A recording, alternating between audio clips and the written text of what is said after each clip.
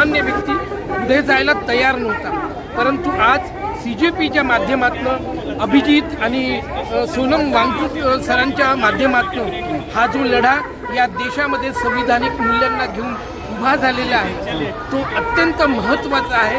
आणि निश्चितपणे केवळ शिक्षण मंत्र्यांनीच नव्हे तर देशातल्या पंतप्रधानांनी सुद्धा या युवकांसोबत बोलणी केली पाहिजे, यांचे प्रश्न समजून घेतले पाहिजे।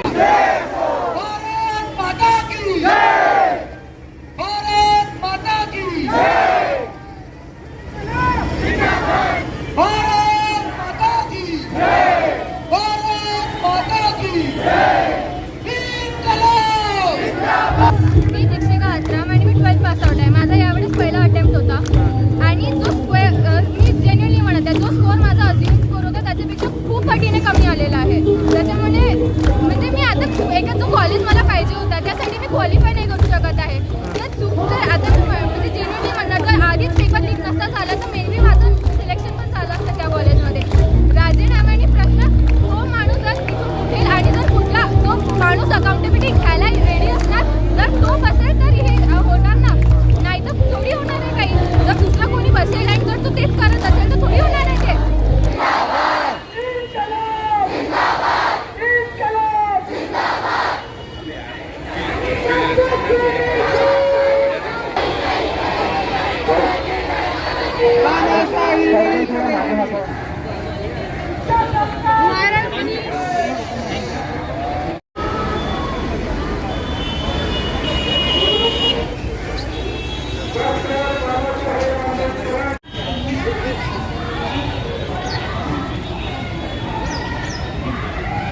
मी एक कॉकरोच मदर आहे। आम्हाला संबोधलं आहे, युवांना समजलं आहे कॉकरोच, तर मी एक कॉकरोच मदर आहे। मला माहिती आहे की कसं पॅरेंट्स शिकवून राहिले मुलींना। आम्ही जे आपली जमापुंजी आहे ते विकू मुलांना शिकवून राहिलो। एवढं एज्युकेशन सिस्टम एवढं बिझनेस बनवून टाकलं आहे ह्या सरकारने की आम्हाला एवढं कठीण होतं आहे मुलांना शिकवून। आम्ही कसं शिकवून राहिलो त्या पॅरेंट्सलाच माहिती आहे।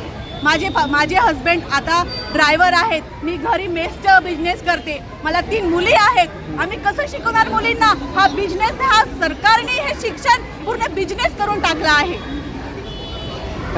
कुठलाही सामान्य व्यक्ती पुढे जायला तयार नव्हता, परंतु आज CJPच्या माध्यमातून अभिजित आणि सोनम वांगचुक सरांच्या माध्यमातून हा जो लढा या देशामध्ये संविधानिक मूल्यांना घेऊन उभा झालेला आहे तो अत्यंत महत्त्वाचा आहे। आणि निश्चितपणे केवळ शिक्षण मंत्र्यांनीच नव्हे तर देशातल्या पंतप्रधानांनी सुद्धा या युवकांसोबत बोलणी केली पाहिजे, यांचे प्रश्न समजून घेतले पाहिजे।